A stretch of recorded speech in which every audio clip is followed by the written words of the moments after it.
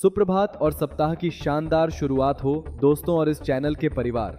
आज सोमवार 24 नवंबर 2025 है। मैं जानता हूं कि सोमवार अक्सर मुश्किल होते हैं। हम दिनचर्या, ट्रैफिक और जिम्मेदारियों की ओर लौटते हैं, लेकिन यह सोमवार विशेष रूप से ऐसी खबरों का भार लेकर आया है जिन्हें हम नजरअंदाज नहीं कर सकते, क्योंकि जो फैसले अभी लिए जा रहे हैं और जो समय सीमाएं, डेडलाइंस खत्म हो रही हैं, वे सीधे आपके भविष्य की शांति के आधार को प्रभावित करते हैं। अगर कल रविवार को हमने वेतन और यूनियनों की लड़ाई की बात की थी, तो आज सोमवार को हम ढांचे, समय सीमा और न्याय की बात करेंगे।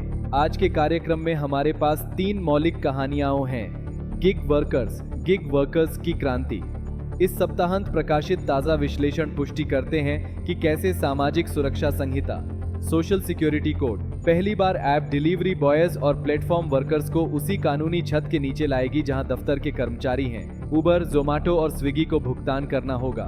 यूपीएस की उल्टी गिनती। सरकार ने 2025 के लिए यूनिफाइड पेंशन स्कीम यूपीएस के नियम जारी कर दिए हैं। और ध्यान दें, वित्त मंत्रालय ने एक बहुत महत्वपूर्ण समय सीमा तय की है, 30 नवंबर। आपके पास कार्रवाई करने के लिए 1 हफ्ते से भी कम समय है।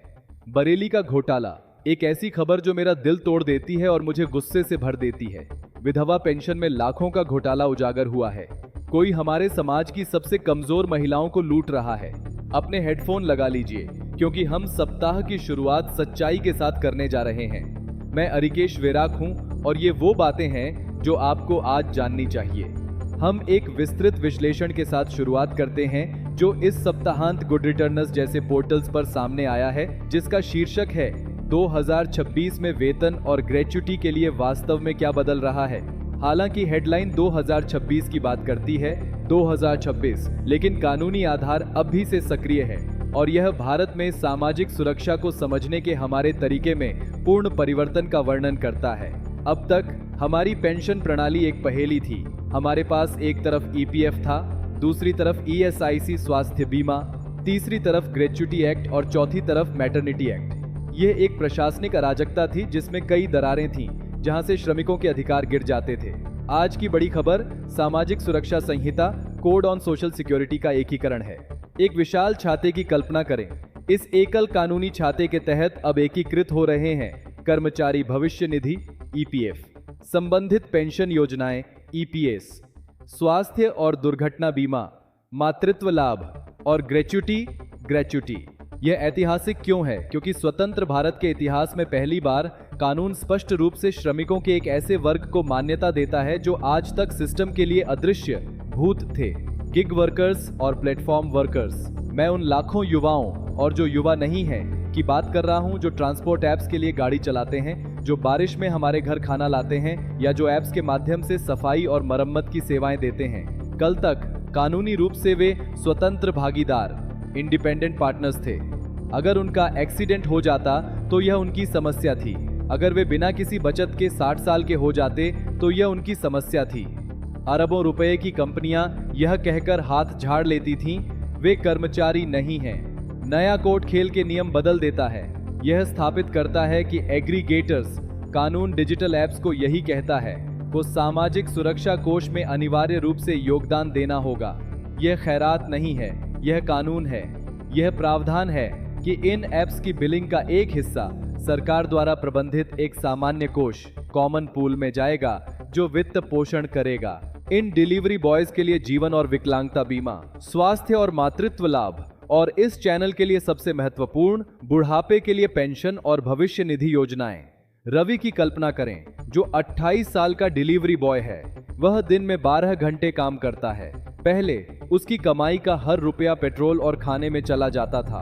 अब हर बार जब रवि कोई ट्रिप करता है तो एक छोटा अदृश्य हिस्सा उसके भविष्य की सुरक्षा के लिए जा रहा होगा। गुड रिटर्न्स का यह विश्लेषण बताता है कि हालांकि पूर्ण कार्यान्वयन 2026 के लिए अनुमानित है, कानूनी ढांचा पहले से ही कंपनियों को तैयारी करने के लिए मजबूर कर रहा है। यह डिजिटल शोषण का अंत है, जैसा कि हम इसे जानते थे।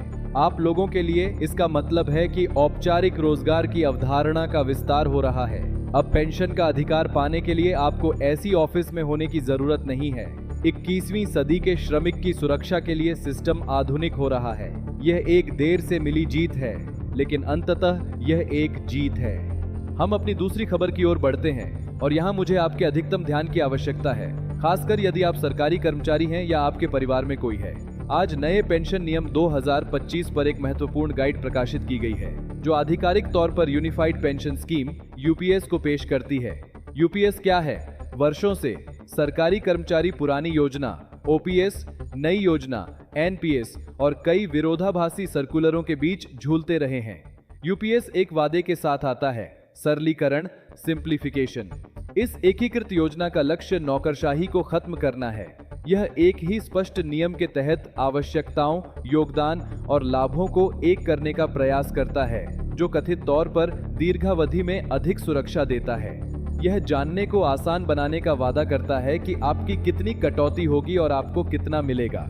लेकिन यहाँ तत्काल समस्या है। नियमों की प्रस्तुति के साथ फ्री प्रेस जर्नल का एक नोट और सरकारी पोर्टल, डिफॉल्ट साइट हमें एक ऐसा तथ्य याद दिलाते हैं जो अगर आप चूक गए तो आपको भारी पड़ सकता है। वित्त मंत्रालय ने 30 नवंबर 2025 को समय सीमा के रूप में तय किया है। आज 24 तारीख है। आपके पास 6 दिन हैं। किस लिए समय सीमा? इस नई यूपीएस योजना में जाने के अपने विकल्प का प्रयोग करने के लिए या नए नियमों के तहत अपनी वर्तमान पेंशन श्रेणी से संबंधित वित्तीय और दस्तावेजी प्रक्रियाओं को पूरा करने के लिए। कई कर्मचारियों को लगता है कि ये बदलाव अपने आप हो जाते हैं। वे सोचते हैं एचआर विभाग कर लेगा। गलती। सरकारी प्रशासन में प्रशासनिक चुप्पी का अर्थ अक्सर आपके खिलाफ निकाला जाता है। यदि बेहतर लाभ चुनने या नई एकीकृत योजना के तहत अपनी वरिष्ठता, सीनियरिटी को मजबूत करने के लिए कोई खिड़की है और आप रविवार 30 तारीख से पहले कागज पर हस्ताक्षर नहीं करते हैं, तो आप कम अनुकूल योजना में फंस सकते हैं या अपने भविष्य के भुगतान में महीनों की देरी का सामना कर सकते हैं। श्रीमती अंजलि की कल्पना करें, जो मध्यम स्तर की अधिकारी हैं। उन्होंने यूपीएस के बारे में सुना, लेकिन सोचा कि उनके पास वित्तीय वर्ष के अंत मार्च तक का समय है। अगर उन्हें आज यह खबर नहीं मिलती तो 1 दिसंबर आ जाएगा और सिस्टम बंद हो जाएगा। वह अपनी पिछली सेवा के वर्षों को एकीकृत करने या अपने योगदान को समायोजित करने का अवसर खो सकती है। मेरा कॉल टू एक्शन स्पष्ट है। यदि आप केंद्र या राज्य सरकार के लिए काम करते हैं तो कुछ भी मानकर न बैठें। आज ही अपने लेखा विभाग में जाएं या कर्मचारी पोर्टल पर लॉग इन करें। यूनिफाइड पेंशन स्कीम के बारे में सर्कुलर देखें। पूछें, क्या मुझे 30 नवंबर से पहले कोई विकल्प फॉर्म भरना है? प्रशासनिक सुस्ती को अपना भविष्य न चुराने दें। 6 दिन हवा में उड़ जाएंगे। आज ही कार्रवाई करें। और हम तीसरी कहानी पर आते हैं, जो दिन की सबसे दर्दनाक खबर है।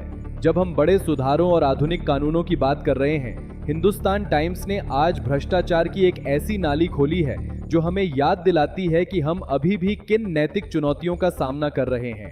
उत्तर प्रदेश के बरेली जिले में बड़े पैमाने पर पेंशन धोखाधड़ी की सूचना मिली है। हम 1 करोड़ 23 लाख रुपए, 12 मिलियन रुपए से अधिक के गबन की बात कर रहे हैं। लेकिन जो बात खून खौला देती है वह यह नहीं है कि कितना पैसा है, बल्कि यह है कि यह किससे चुराया गया। विधवाओं से। धोखाधड़ी का पता जिलाधिकारी, डिस्ट्रिक्ट मैजिस्ट्रेट की एक रिपोर्ट के बाद चला, जिन्होंने भुगतान में भारी अनियमितताओं पर ध्यान दिया। क्या हो रहा था? भ्रष्ट अधिकारियों और बेईमान बिचौलियों ने लाभार्थी भूतों, फेक बेनिफिशियरीज का एक नेटवर्क बनाया, या इससे भी बदतर उन वास्तविक महिलाओं का पैसा डाइवर्ट किया जो खाने के लिए अपनी पेंशन का इंतजार कर रही थी। भारत में विधवा पेंशन एक छोटी राशि है निर्वाह के लिए। कई महिलाओं के लिए जिन्होंने अपने पति खो दिए हैं और जिनके पास आय का कोई अन्य साधन नहीं है। वे रुपए खाने और भूखे रहने के बीच का अंतर है। उस फंड से चोरी करना मेरी राय में सबसे घिनौने अपराधों में से एक है जो किया जा सकता है। त्रासदी के भीतर अच्छी खबर यह है कि नियंत्रण प्रणाली ने काम किया, भले ही देर से। दोषियों को पकड़ने के लिए एक विशेष जांच दल SIT का गठन किया गया है। मजिस्ट्रेट ने वादा किया है कि पैसा वसूल किया जाएगा और जिम्मेदार लोगों को दंडित किया जाएगा। लेकिन यह हमें डिजिटल सतर्कता के बारे में एक महत्वपूर्ण सबक देता है। आधार और प्रत्यक्ष लाभ हस्तांतरण DBT के युग में यह कैसे संभव है कि कोई 1 करोड़ 23 लाख रुपए का गबन कर ले? इसका मतलब है कि भौतिक सत्यापन और बैंक डेटा के सत्यापन में अभी भी छेद है। यदि आप किसी ऐसे व्यक्ति को जानते हैं जिसे सामाजिक सहायता पेंशन मिलती है, चाहे वह विधवा पेंशन हो, वृद्धावस्था हो या विकलांगता हो, और अचानक उसे मिलना बंद हो जाता है या उनसे कहा जाता है कि सिस्टम फेल हो गया, तो संतुष्ट न हो। शिकायत करने में उनकी मदद करें। कभी कभी यह कंप्यूटर की गलती नहीं होती, कभी कभी यह चोरी होती है। बरेली का मामला पूरे देश के लिए एक चेतावनी है। तकनीक मदद करती है, लेकिन मानवीय ईमानदारी अभी भी सबसे कमजोर कड़ी है। हम SIT की उस जांच के नतीजों पर पैनी नजर रखेंगे। हम नाम देखना चाहते हैं और हम न्याय देखना चाहते हैं। दोस्तों, यह सोमवार 24 नवंबर हम सभी को कुछ काम होमवर्क देता है। आधुनिक और ऐप श्रमिकों के लिए जश्न मनाएं, क्योंकि सामाजिक सुरक्षा संहिता अंततः आपको लोगों के रूप में देखती है, संख्याओं के रूप में नहीं।